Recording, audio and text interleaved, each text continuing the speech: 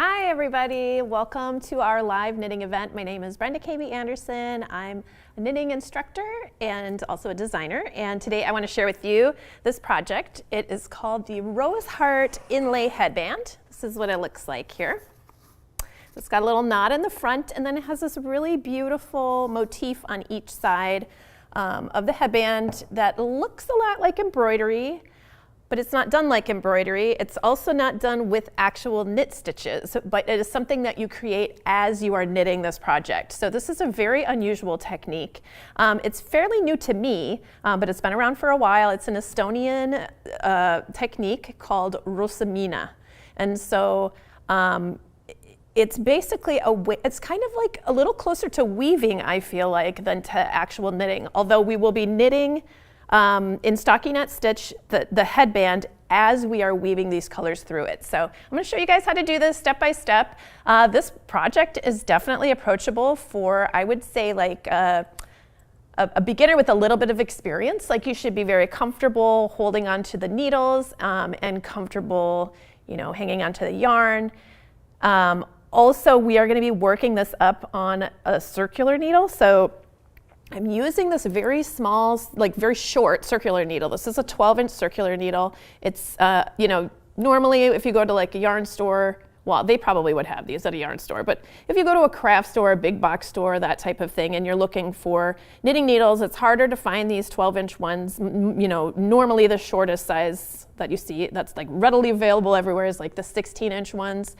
So this is a little bit shorter than that. So I did put a link in the download in case you guys are interested in exactly what this one is. If you're interested in purchasing it or just want to see up close what this one is. This is the one I'm going to be using, but just know that you can do this on double point needles. You could do it with 2 circular needles. You could do it with what is it called? Magic loop? Okay, now I'm forgetting my terms, where you pull out the loop of your circular needle and then you work across. You can use any technique that you'd like, for doing something that's a small circumference working in the round. And if you're like, hey, whoa, wait, pump the brakes, Brenda, I've never done that before, I haven't worked in the round, I'm going to be showing you how to do it.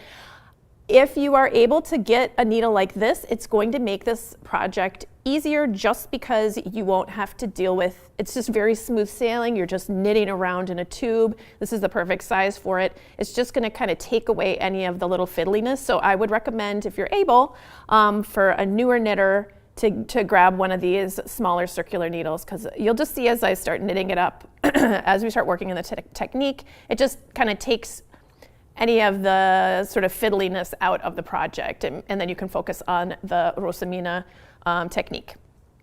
All right, so let's talk about, we're going to first talk a little bit more about the materials you're going to need here. There is a download that is free, and in this download is the full pattern with all the instructions that you need, plus there's like a photo tutorial of the technique itself, excuse me, the roosimine technique that we're going to be using to make the motif. So I have a bunch of photos in here with basically walking you through the first couple rounds of working in this technique.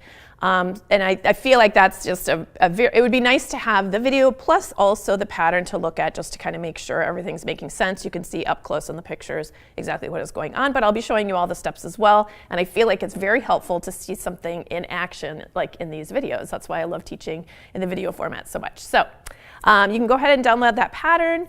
Also, so you're going to need the pattern. Also, you're going to need the pattern for the charts in it in order to make the motif. And then as far as materials go, you'll need somewhere between, let's see, 120 and 158 yards. So that's 110 or 145 meters of a worsted weight yarn. So that's the main color of the headband. That's this sort of off-white kind of color here, or ecru, or the lighter color. And then you're going to need basically just scrap balls of yarn for the inlay technique, for the motif that we're going to be creating. So here I have, and probably only like really about 15 yards of each color is what you'll need. It doesn't take a lot. And then one thing you're going to want to do is make sure you have 2 balls of each of those colors. So these should also be worsted weight as well. It is possible, here, let me just pull this in here so you guys can actually see what this looks like. So what's happening here is we have strands of yarn that are being wrapped around our knit stitches as we're creating them. And so if you're working this up in a worsted weight yarn and you want to, normally I will also use worsted weight yarn for the roosimine technique as well for the colors, but I would use that doubled. And the reason that I really like doing that is because when you double it, it has more coverage, it covers a wider area, and the two strands kind of sit next to each other like this when you're wrapping the yarn around your stitches. I have seen people using just a thicker yarn, and you can absolutely do that. You can use a heavier weight like a chunky or maybe a bulky weight. You might just have to do a little bit of experimentation. I have used that before, but I do prefer using two strands of the worsted weight because I feel like it lays a little flatter because they're gonna lay like side by side and just be a little bit flatter on top of your project. So it's up to you, but this is a great project for just finding scraps that you already own, you know, in colors that look good together. They don't have to be these colors, of course. You know, you can just experiment and do something, you know, just colors that kind of go together. So I would definitely recommend doing a little stash diving before you work on this project, so that way you can just use what you already have. All right, so in order to prep these, you're going to need to separate them. If you're using a worsted weight yarn for this technique, you're gonna separate them into 2 balls of each of those colors. Okay, so you just need little amounts in 2 balls of each color. So we'll have that. I already talked about the needle. This is a US size 8, which is 5mm circular needle. It's 12 inches. And again, I do have a link for this if you want to see up close exactly what this needle is, because those 12-inch needles aren't quite as prevalent as the 16 or longer needles. And also another thing that I just wanted to point this out, another reason that I really love having this needle, and actually what I bought it for in the first place, is I really like to make tube scarves. I did a live event where I talked about just knitting for calming, you know, just the benefits of kind of that soothing rhythmic knitting. And I really like doing the knit stitch and just working in the round, not turning rows, not doing purls, just knit in a spiral. And so that's actually why I bought this, because it's like the perfect size for a scarf if you make it as a tube, which I really like doing. So just in case you're interested in that, I'm trying to remember the name of that event, but it was for Craftsy, and I just talked about, I made 2 different scarves, a crochet one and a knit one, and I just talked about, you know, basically how I use knitting and crocheting to help keep me calm and to kind of relax me. Yeah, so anyway, just in case you're like, will I ever use that needle again, Brenda? I don't know if I want to buy that. I'm not saying you have to buy it. You can certainly use double point needles to circular needles or the magic loop method to work in the round. That's actually, you know, that's a very good option as well. And then, you know, especially if you already have those needles, you don't have to worry about it. As far as the rest of the materials, it's just, you'll just need a yarn needle. For this project, I actually prefer to have a yarn needle with a little bit of a sharper point to it. It's not essential. You don't need to go out and get a different needle if you don't already have one like this, but if you do have one, it just helps to kind of secure those ends in a little bit. We'll talk a little bit more about that later. And then you're gonna need 2 stitch markers, or you can use little sections of yarn, your bobby pins, safety pins, whatever. And actually, I find that I don't even need these later on, but especially for newer knitters, this might help you this will help you keep track of where you are, especially when you're working those chart rounds. So have 2 stitch markers. They don't have to be locking markers like these. This is just what I have. They can just be the regular like plastic circle ones. That works great too. But you just need 2 of those, and that's it. So not a lot of materials here, which is great. And some of those materials are probably things you already have, which is also great. Okay, so we're just gonna start out by casting on 40 stitches, and you can use any cast on method you want. It doesn't have to stretch, it doesn't have to look perfect, because the cast on is actually going to be hidden in the seam of the knot, like in the front of the headband, so any cast on method is great. For a long tail cast on or German tail cast on, I would pull out at least 1.5 yards for your long tail, because later on it'll just be nice to have that extra length or some extra length for seaming that knot together at the end. So, Okay, so in case you need a little refresher on casting on, this is just one of the many ways you can cast on. So you just place a slip knot on your needle, and you can hold your yarn in a slingshot position. Here I have the yarn connected to the ball back here, kind of on the back side of my needle, and then just the yarn tail end on the front side right here, and then I'm going to hold that around my finger and my thumb and kind of hold all those little ends together.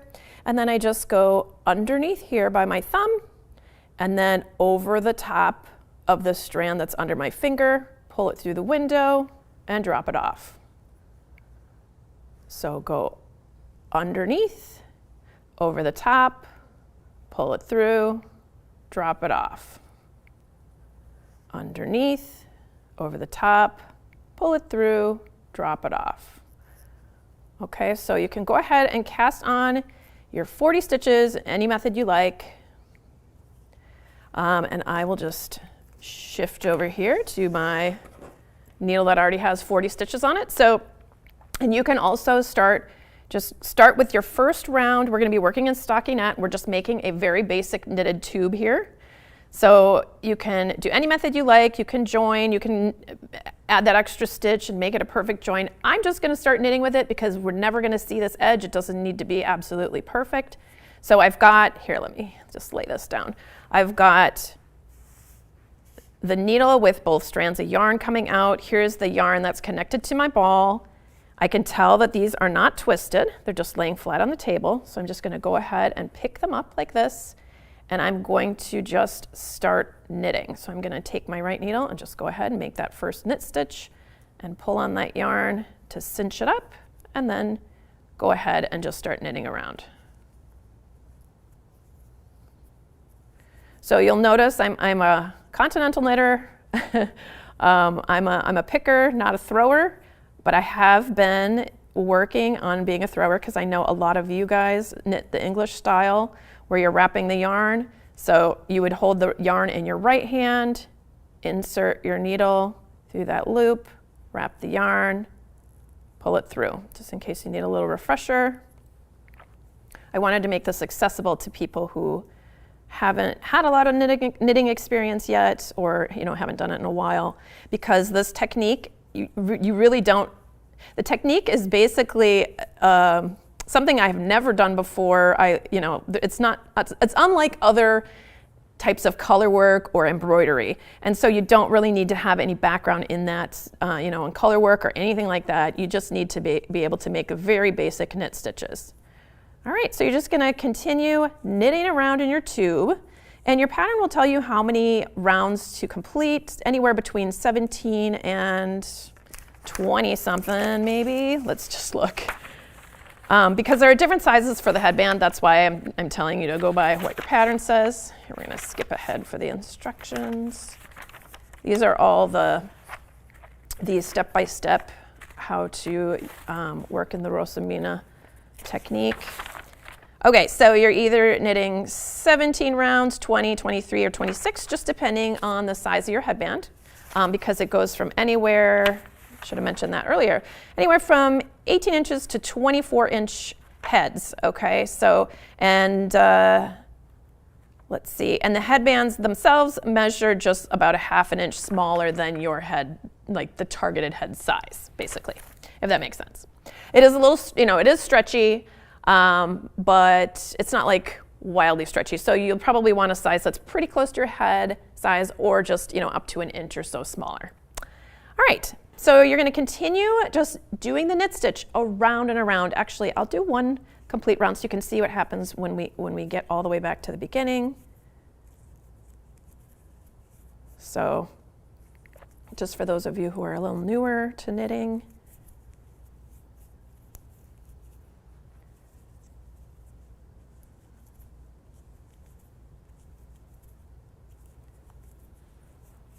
and I know, before I actually tried this technique, I just found it so hard to believe that you're actually just knitting with one color the whole time and you're not exchanging things. You're not, this is very different from Fair Isle or Intarsia or any other kind of knitted color work, or even, it's not, even slip stitch or mosaic knitting.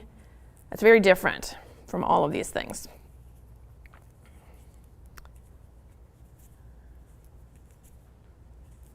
Okay, so here we are at the beginning of our round, and we just keep on going. Okay, so you're just going to keep going around and around and around. And the first couple rounds are a little bit awkward, you know, just because there's not much to hang on to, and it just seems to stick a little bit more. But once you get in the rhythm, it'll get a little bit quicker, especially on these if you're using a circular needle like these. All right, so we're going to skip ahead here. So this is after working 17 rounds. So this would be for the smallest size headband here. And, or actually I've worked 16 rounds. So on our last round, before we start the technique, we're just going to place those stitch markers. So that way we can keep track of where we're going to be making those motifs on our piece. Okay, so we're going to be placing them between stitches 25 and 26. So I should mention all of the sizes for this headband, they all have the same width, they're just not the same circumference. Okay, so all of the numbers I'm telling you here, those are going to be the same no matter what size you're working on. So we've got, after 25, we'll place the stitch markers. So 1, 2, 3, 4, 5, 6, 7, 8, 9, 10, 11, 12, 13, 14, 15, 16, 17, 18, 19, 20, 21, 22, 23, 24, 25. So between 25 and 26, oh, sorry, that was incorrect. Between 14 and 15 and 25 and 26. I missed the first stitch marker. So we would just knit up to 14, place the stitch marker, then we continue with stitch 15, and I should have realized that. But I'm gonna, because I have these locking stitch markers, I could just go ahead and throw mine in there. So I'm gonna count backwards from 20, 25, 24, 23, 22, 21, 20, 19, 18, 17, 16, 15. So between 14 and 15, should go right here. Okay, so let's count our stitches. 1, 2, 3, 4, 5, 6, 7, 8, 9, 10, 11. Let me see if I place those correctly. Okay, yes, because in our chart, here's what the Rosimine chart looks like. We've got 11 stitches going across. So basically we put a stitch marker here and a stitch marker here, and that's gonna basically prompt us like, oh, hey, this is this part I have to pay attention and do the inlay technique right here between those two markers. All right, so once you get to that first marker, then you're gonna stop and work on your Rosimine technique as you are making your stitches. So we're just gonna finish the end of the round, and we're gonna get back around to that first stitch marker that we placed. So I'm just gonna knit my way over there right now. So in the meantime, while I'm knitting, you can see, just take a look at this chart. So there are basically like just a line going through some squares, or they're really rectangles to show the proportions of the knit stitches. But those lines going through, those are showing where there are strands of yarn going across the front of your work. And that's gonna be where, you know, where the detail shows up on the outside of your piece. Getting a little close to that stitch marker, and then we're going to start working on this inlay technique here. And because I knit from right to left, we're going to be reading our chart from right to left as well. If you were knitting from left to right, you'd read your chart from left to right. In this case, it doesn't matter because our chart is completely symmetrical from side to side, so it doesn't make a difference. But so I'm going to be starting here on my chart on the very bottom row. So we're going to start with row number 1, or round number 1. And you can see there's 2 white squares. That just means we're just knitting them just like normal. Okay, so we're going to slip that marker, and here we are in our little section where we're knitting, and we're going to knit 2. So 1 and 2. And right now, here's where we are. We've just knit these 2 stitches, and now you can see there's a red bar going across 3 stitches. So there's 1, 2, and 3 squares here with that red bar that's just drawn across it. So that means we're going to be adding our red. So we're going to grab 2 strands of our red, and we are just going to start by laying our red from so that the ends of your yarn are going towards the wrong side of your work, and you're going to just lay it in there between your needles, just like this. And you just need enough yarn tail so that you can weave it in later. So just going to let that hang to the back. In fact, I'm going to just kind of pull it down inside here just to kind of get it out of the way. And we're going to ignore it now. So it's just hanging out there, and we're going to do 1, 2, 3 stitches, okay? So even though it's red, it's showing in red here, we're still knitting with the same color. I know that this seems kind of crazy, especially if you've done other color work before, but just you gotta trust the process here. So we're gonna knit 1, 2, and 3, okay? And now we're going to take our 2 strands and we're gonna bring them between our needles to the wrong side. And when you do this, especially if you have 2 strands of yarn like I do, just make sure those 2 strands are flat and they're not all twisted around each other like that. So you're just gonna bring it back, and this, your working yarn should cross over that color on top, okay? You shouldn't be just setting that on top of your work and knitting like this, okay? That red needs to go between your needles and to the wrong side, and then you're going to grab that yarn that you're working with. This is the yarn we're going to knit with the entire time, no matter what we're doing with all the color stuff. We're still only going to be making stitches in this color. So that needs to come across the top of the red, and then we're going to go ahead and knit 1 stitch, because there's 1 stitch in white right here. So we're going to knit that stitch, and you can see when we did that, it trapped our yarn. It's trapped in there now.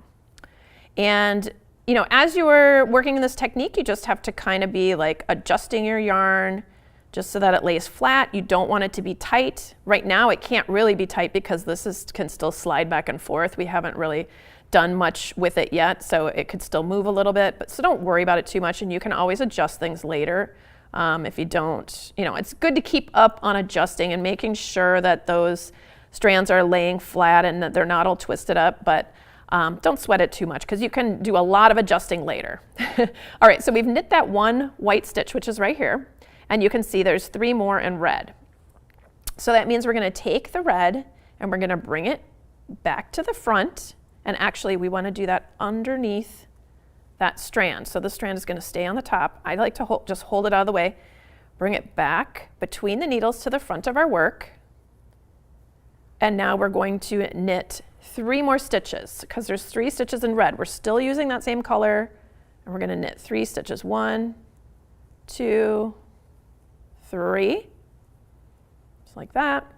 And then we're going to move that out of the way, bring the red yarn back between the needles to the wrong side, and then we're going to knit those last 2 stitches of our chart. So 1 and 2. All right, so now you can see we've got a little strand here and a little strand here of the colors, and it looks pretty much like that. Same thing. All right, so now we can go ahead and just knit our way around until we get to that first stitch marker over here again. So we're just going to be doing knit stitches, just letting that red yarn just hang out on the wrong side as we work our way around. I'm just going to check in to see if there's any comments or questions.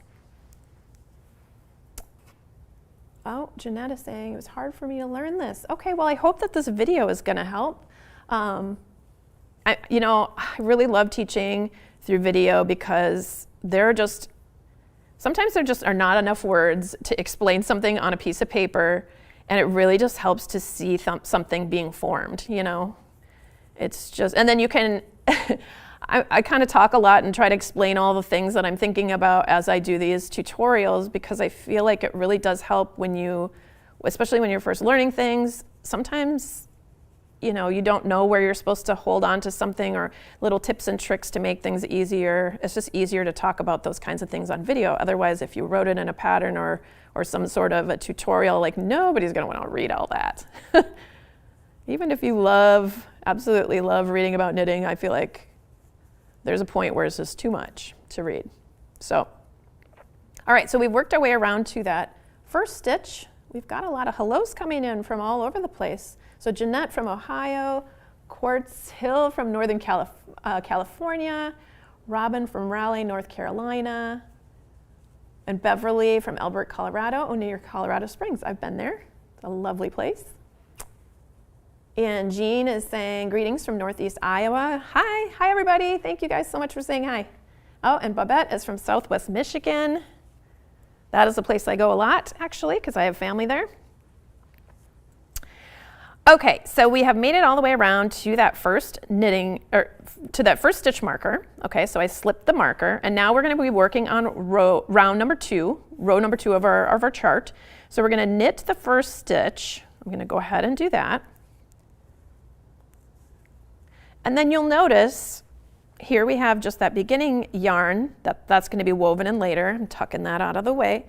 And here's our ending yarn. So you might think, well, what the heck? How am I supposed to knit that when it's way over here, right? Am I supposed to cut it off? Do I have to weave in all these ends? No. This is the coolest part about this whole process. It seems completely counterintuitive to do this little section here, but it'll, like, as you do it a few times, it'll start to make sense to you.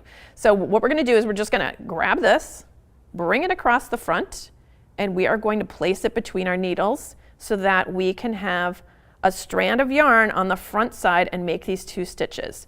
Now you might be thinking, well, that's crazy. I don't want to loop on the front of my project, but don't worry, it's not going to hang out there forever. Okay, so we just brought it. I'll just show you that one more time. So it ended over here.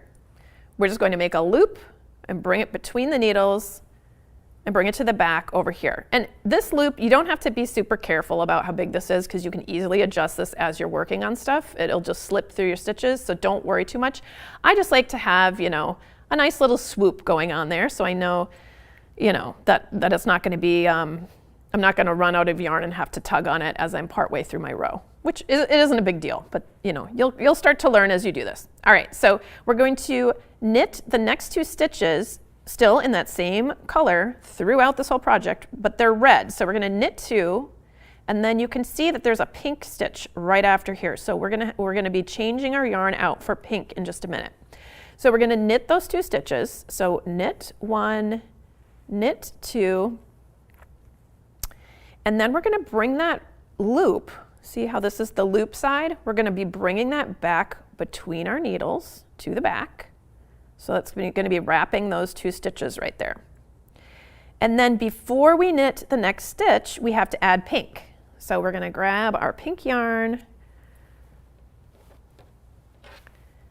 And we've got two strands of our pink yarn. We're going to start this just like before. Anytime you have to start a new little section of, you know, of a different color, you're just going to tuck it between your needles like this and let it hang to the back of your work, and you'll just be weaving that in later. So just let it hang out. And again, we're going to make sure that the yarn we're knitting with is crossing over the top. So you always switch your yarn from the front to the back or the back to the front, or whatever you're doing with those inlay yarns, those contrasting yarns, and making sure that this is not trapped underneath them when you do that. Okay, so we're going to set this across, and we're going to knit one stitch. So we're knitting that stitch. And then we're going to bring the pink yarn to the back because we're just doing one stitch. That's the end of the pink. And then right after the pink, we're going to be doing red. Now, this is all written out in your pattern. I do have a reminder about this, but anytime you're going from one color directly to the next and there's no white in between, like if these were two different colors, if there was a white stitch, it wouldn't matter so much. But when you're switching from one color to another color right next to each other, that means you're interchanging two colors in the same space between your needles, okay? When you do that, you have to be consistent about which color you move first. So for this entire chart, this is the chart for the first motif, right? Our chart, we're working from basically our chart, it looks like it's upside down, but we're working from the top of our rose heart thing down through the stem, right? As we're doing that, we're always going to be switching our red yarn first and then our pink yarn. And I'll talk a little more about this as I do this, so it'll make more sense. But I just want you to know that's going to be different when we get to the opposite end of our headband, because our chart is going to be right side up. And in order for these to really look like each other, then we're going to have to move our pink yarns first and then move our red. Now, if this doesn't make sense to you, that's okay. I'm just going to point this out a couple of times as I'm working on it. But I just want you to know that it does matter which color you move first. Okay, so we have knitted the stitch behind this pink strand here, and now we want to switch from pink to red. So like I said before, on this chart, every time we're switching between two colors, this only happens between the pink and the red. Once we get up to the green, we don't need to worry about it. But in this section here on the first motif, which is the one we're doing now, we're going to be moving the red first. Okay, so I'm going to move the red first, and then I'm going to move the pink. And so let me show you the reason why this matters. As you are interchanging the two colors, one has to sit on top of the other. If you look straight down on this, you can see the pink is sitting on top of the red because we moved the red first. So that's going to be pushing that little strand of pink up just barely above the red. Let me show you what it actually looks like here. Let's see, maybe this side is a little more clear. Well, this would be the beginning. Right here, I'm going to just move this out of the way so that we can kind of focus on this little section. Here, I'll fold this back. There we go. If you look beneath my finger here, this was the row number 1. We just did those 2 long red strands. Row number 2 of the roosimine, we've got red, pink, red, pink, red. We're switching back and forth. The red, you can see the red is just barely below that little pink dash right here. It's because one yarn has to sit on top of the other. And if we didn't care about that, these little lines might end up crooked, or they might not be symmetrical from side to side. If we just didn't care which one we move first, they might end up just like, this pink might be underneath the red over here, but on top of the red on this side. And by on top, I just mean further away from my body right here. So the red is just sitting ever so slightly lower, the pink is sitting ever so slightly higher. So that's the reason that it matters whether you're moving the dark color first or the light color first.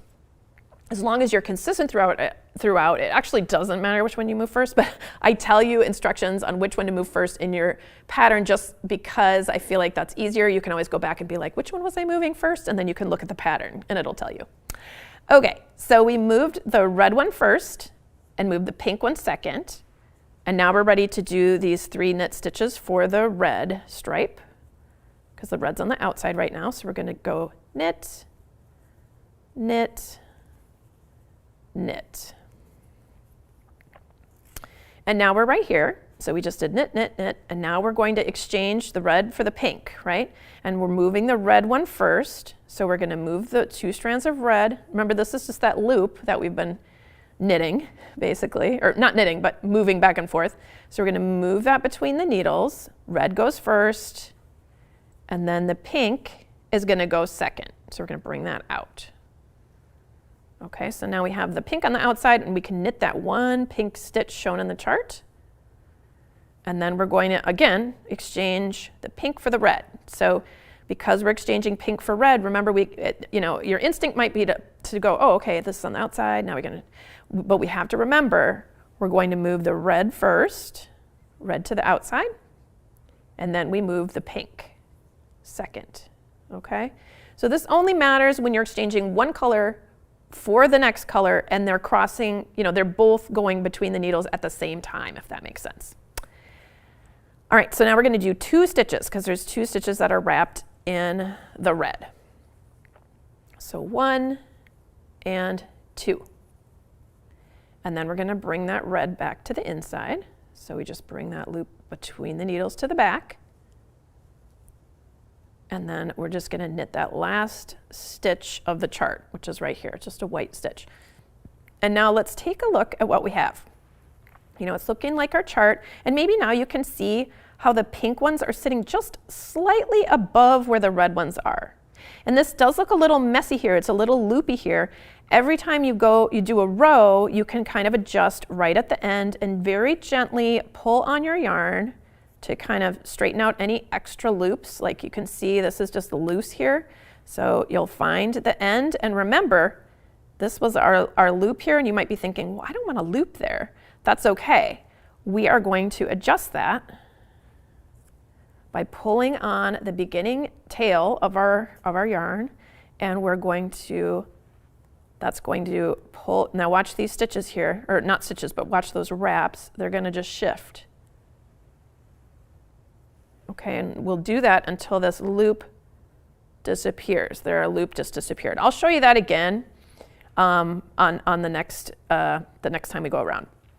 So you just kind of pull on that, and then just make sure you pull on this, just so that that's not going to be like restricting the stretch. It doesn't need to stretch this way, but you just don't want it to be puckering your fabric. Okay, so you just have to do a little adjustment. You just kind of look on the inside and say, oh, is there any, you know, loops hanging out? Like looks a little bit long here in the pink, so I'm just going to pull on that just a little. You just want it to be touching the fabric and not a loose loop. Just strand it across and not loose. All right, that just fell off, so I'm going to add that back on. All right, so now we're going to knit our way around the back until we get to the next set of markers. And if you're thinking, oh, this just seems really complicated, once you do a few rounds of it, it will like click and it'll make sense. It is a very unusual technique, so it's, you know, I'm explaining a lot of things here, but when you have it in front of you and you do a few rounds of it, it's going to make more sense. Let's see. Belle says, hi Brenda, just wondering how you would use 2 circular needles to make this if I don't own a short one. Okay, so what I do with 2 circular needles is, if they're the same, you know, if they're both 8s, size 8 or 5mm, you can have 1 circular needle going through here, you know, from the halfway point. You can just find, you know, a stitch on the side basically and run your circular needle through the front, and then you have another circular needle running through the back. And because they'll be longer than, you know, this type of circular needle, they'll be sticking out of the side. So just imagine you've got 2 circular needles running all the way through. So then you can use the back circular needle to knit across the front all those stitches and pull that through, and then you turn your work, and then you switch to using what now became the back needle to knit across what's now facing you again. So it's, you basically just have two needle tips hanging out here and 2 hanging out here. You just have to find that halfway point. You know, it doesn't have to be perfect. It's just gonna be nice to have this whole section all on 1 needle, so you don't have to switch in the middle, if that makes sense. And I'm sure there's I'm sure there's a video on the knitting circle, so that you can, you know, see this in action. Sorry, it's just a little bit. I'm trying to think if I have a way to show that. I feel like I could maybe later, if I have time, I'll try and show that with my short circular needles. It's going to be a little bit weird because they're shorter, but I think that it'll still work. Okay, so we're going to be knitting our way across, and we're going to stop at that stitch marker.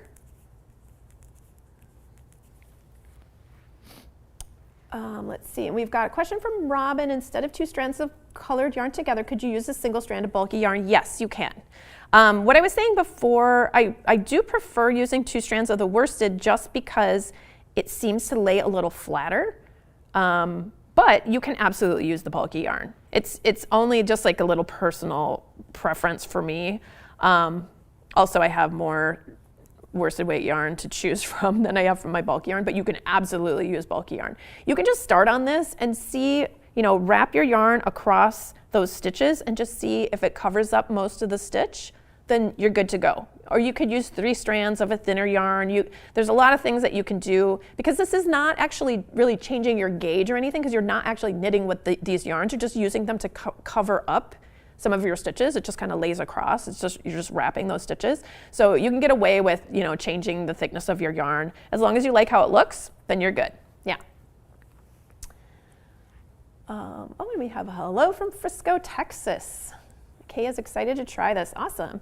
And a hello from India from Jaya Kumar. Awesome. Hi. I love hearing where everybody is from. It's very cool that we can all get together and knit from all over the world. It's very cool. Okay, so I'm going to just slip that stitch marker to the right, and now we're going to be working across row number 3. So you can see here we're going to be starting with 2 reds.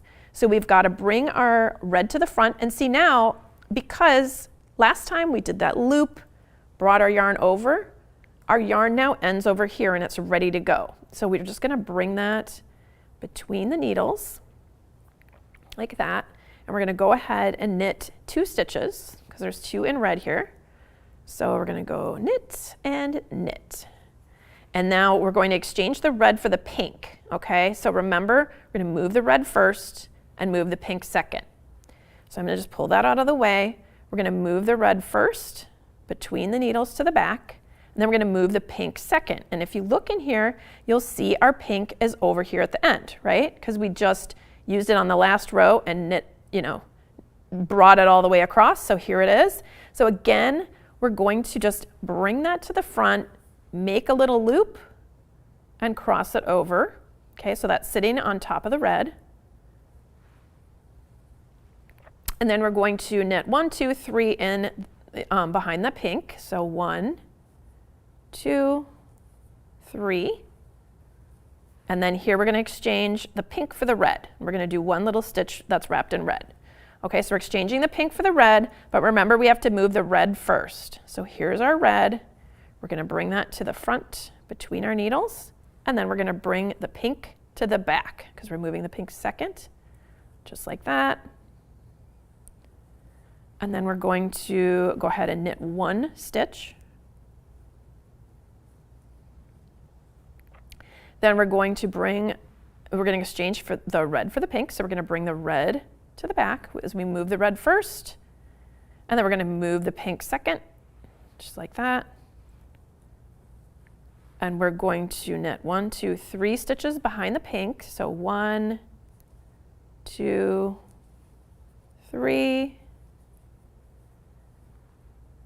We're going to bring the pink to the, we're exchanging pink for red. So we still have to move the red first.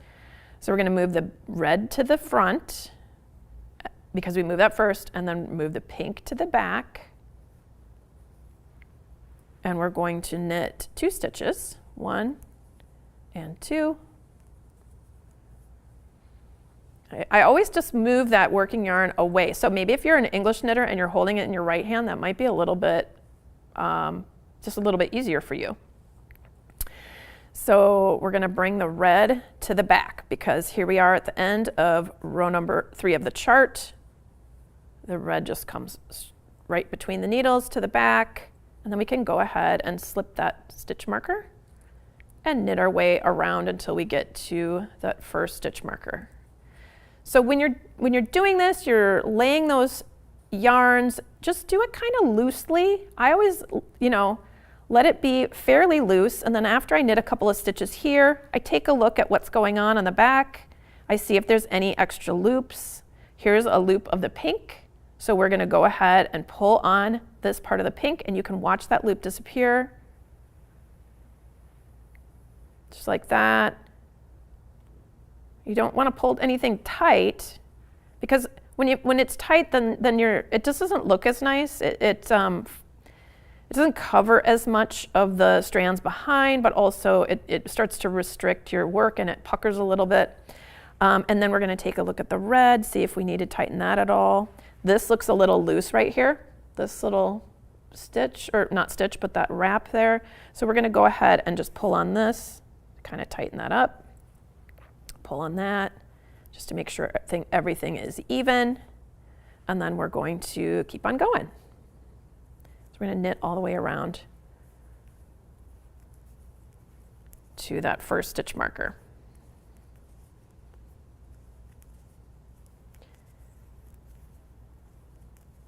So let me know if you guys are having any questions about what we're doing, if this is making sense. Of course, you can always come back and watch the video and check it out. see, we're almost all the way around to that first stitch marker.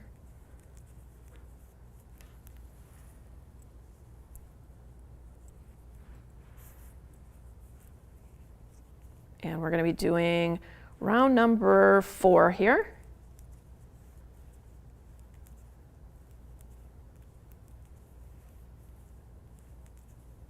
I'm going to slip that stitch marker. And round 4, we've got 2 stitches in the red. So we're going to, I'm moving that out of the way, and I'm going to bring the red. The red is now at the right. It's right here.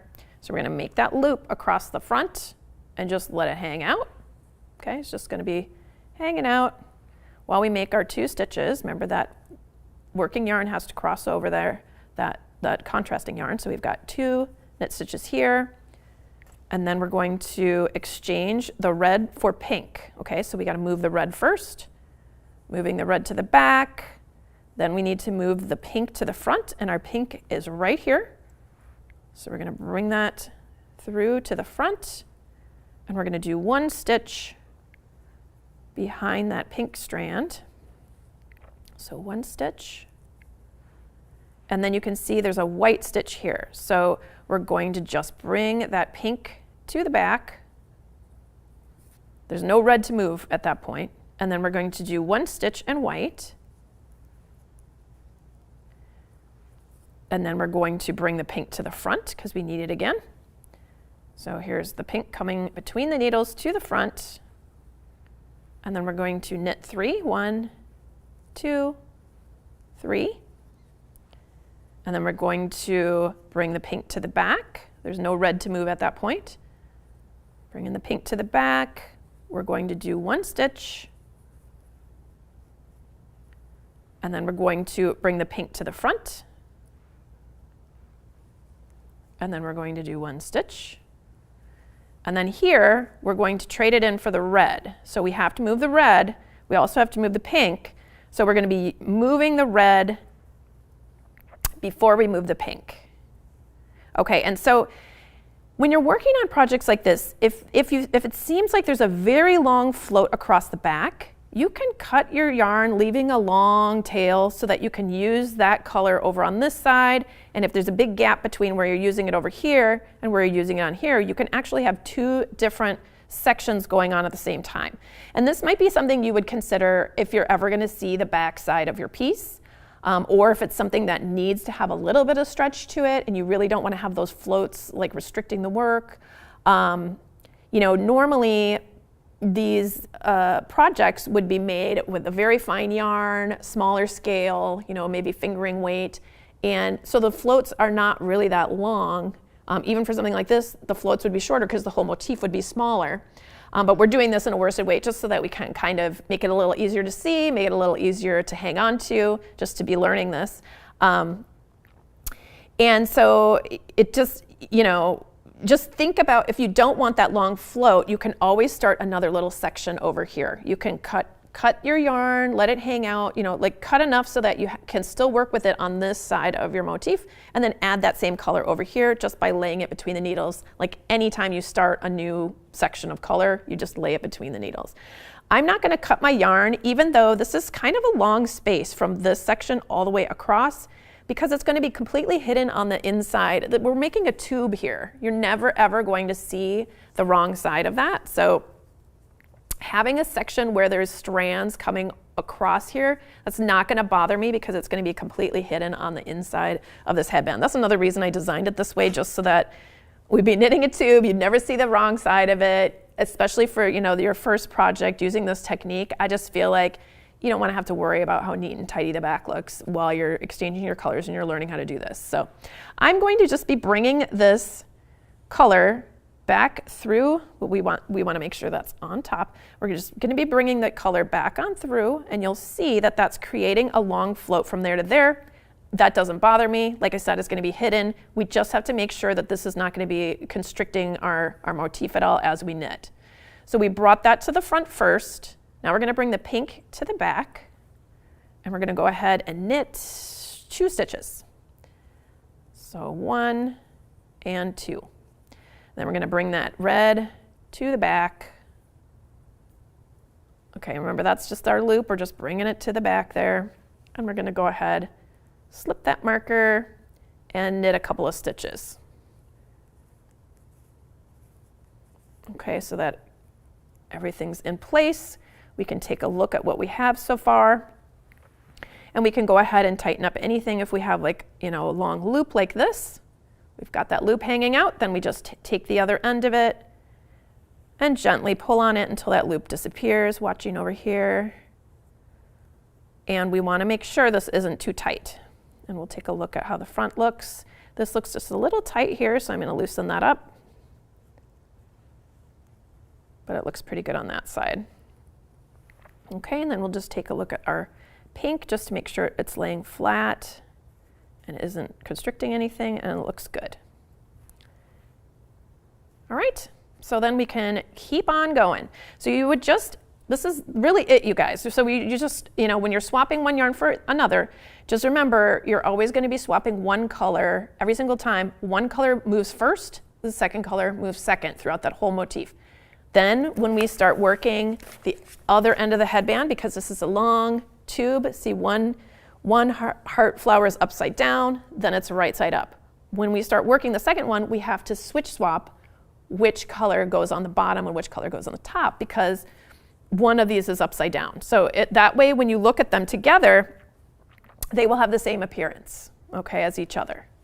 That's why we do that. But just in case you're like, oh, I don't quite understand that, that's okay. I do have like a little prompt in your pattern saying, make sure you move the red first and then move the pink, on the section for the first chart. And then on the second chart, make sure you move the pink first and then you move the red.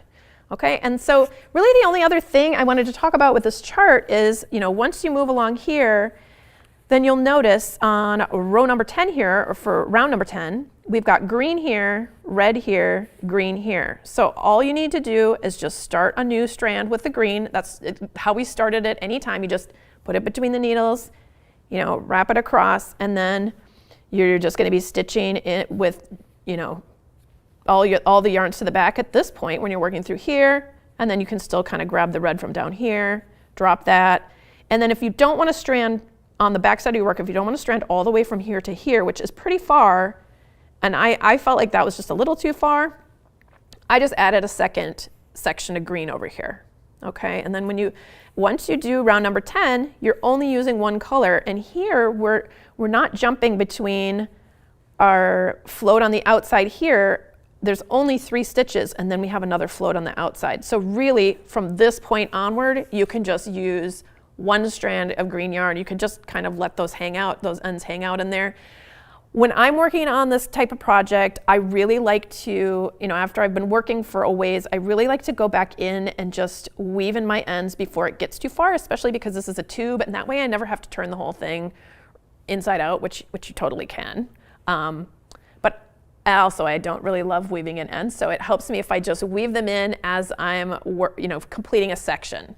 Like once I've finished the section where I'm done with all the red and the pink, I will stop and just kind of pull it like this and go ahead and weave in my ends. And then I will continue with the green. Once I finish that section of green, I will weave in my ends, okay? So I just want to show you why it is that I like having the sharper needle. So when you weave in your ends, they're really, you don't really want to weave it into the fabric very much because you don't want it to show on the outside. So it's best to just kind of snag the yarn floats that are on the inside, especially if it's the same color or color nearby. So I like using these sharper needles because I can kind of splice through the yarn a little bit. Like I'm actually going through the inside of the yarn, the core of the yarn, to kind of make it have a little more friction, and so it'll stay in place instead of just tucking it under a couple of strands. And then when I do that, I will place my thumb here just to keep these loops from distorting or pulling too much. So I'm going to place my thumb on top as I'm pulling the needle through. And you never want to pull too hard. You just want to pull it through barely. Like there's a little bit of a loop there. I'm just pulling it through until that loop pretty much goes away. And And really for this piece, because this is a wool yarn that I'm using here, and there's, it's going to be completely hidden in the back, there's not going to be really any reason for that to undo itself. I'm just going to cut it off right there and let it hang out on the inside. Normally I weave in my ends back and forth in a couple of directions, but I feel like that's not necessary on this project. So the reason I like using those sharper needles is so you can really splice through the yarn. You can still do that with the blunt tip needle. It just makes it a little bit easier.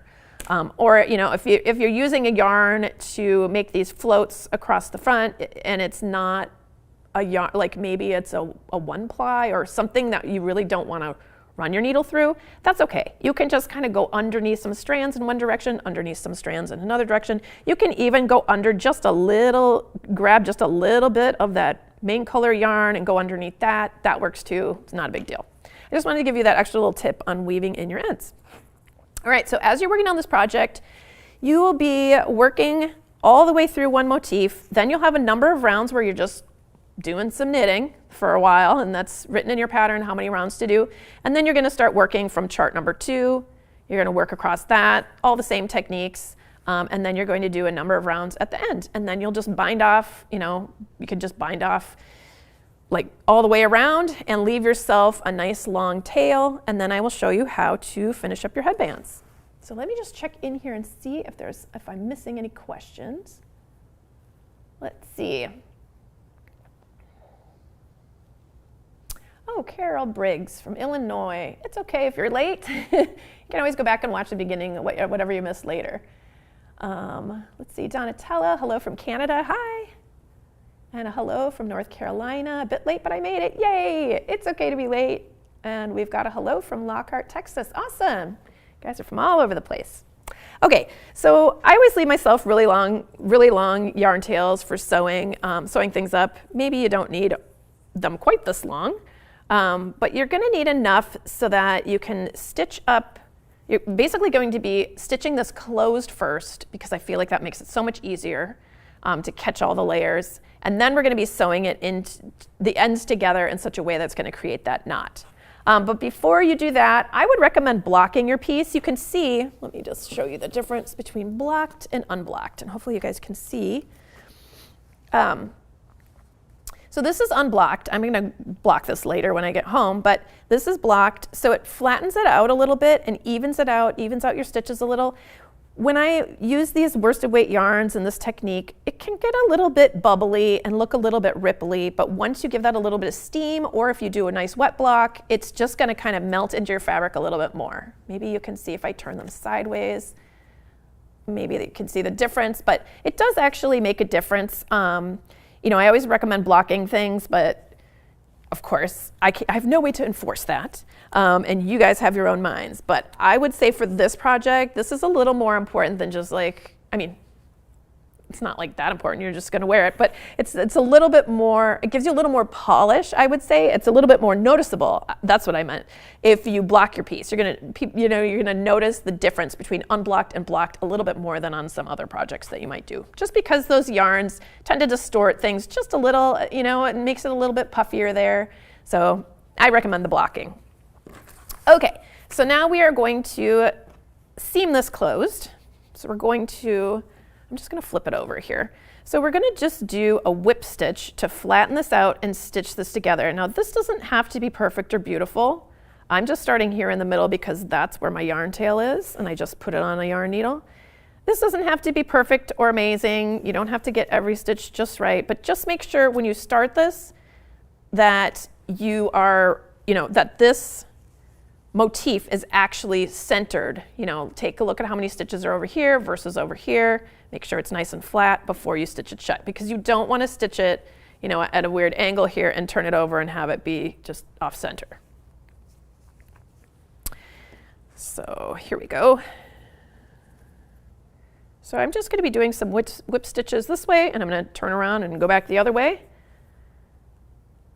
And these are all going to be hidden because we're going to be sewing all the layers together here.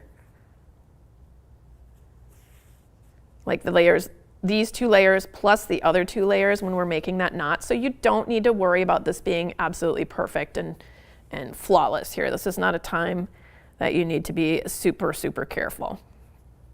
Okay, I'm just sending my needle through just to get back to where I had started.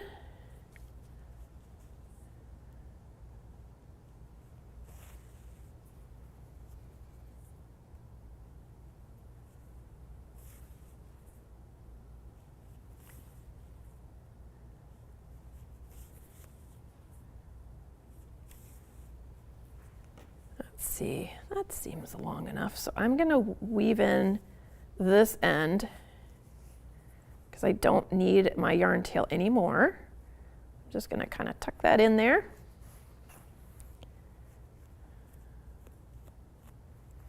And cut that off.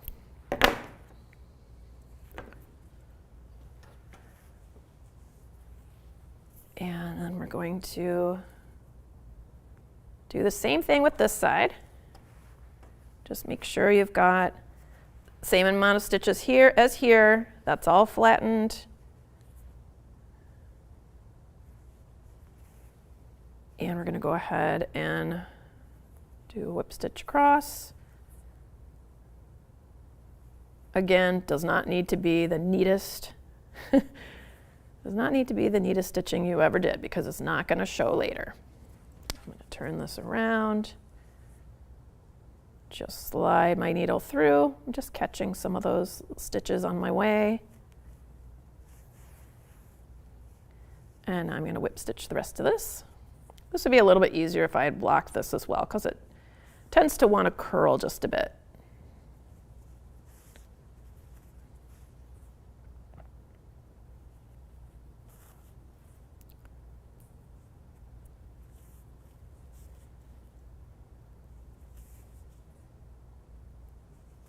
Okay, so now that we have both edges stitched closed, we're going to lay this on the table with the roosimine side up. Okay, so right there.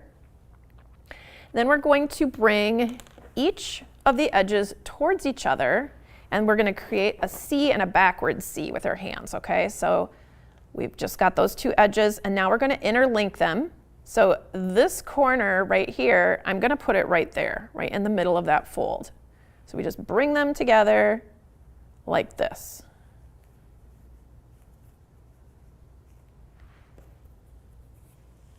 And so we've got 1, 2, 3, 4 layers, which actually really are doubled because we stitched them closed. So it's a lot of thickness to go through. But you need to make sure you're catching every single layer here. I'm going to turn this just slightly so I can stitch a little easier. So we're going to, so this is attached right here to this corner. So I'm going to just kind of go through there, going up through this corner. And we didn't catch this layer yet, so I'm going to go all the way back through. So we're going through all 4 layers here, okay? Make sure that doesn't disappear. And just kind of keep your eye on all of them. And I like to just do a whip stitch here. So I'm going to go through 1, 2, 3, 4 layers and pull that nice and tight. If your main color yarn is not a very strong yarn, you may want to do this seaming with another yarn that's very similar in color but a little bit stronger because it's so thick, and it really does help if you can pull on it pretty tightly to kind of squish down that thickness here. All right, we are almost done with this project, so let me know if you guys have any remaining questions.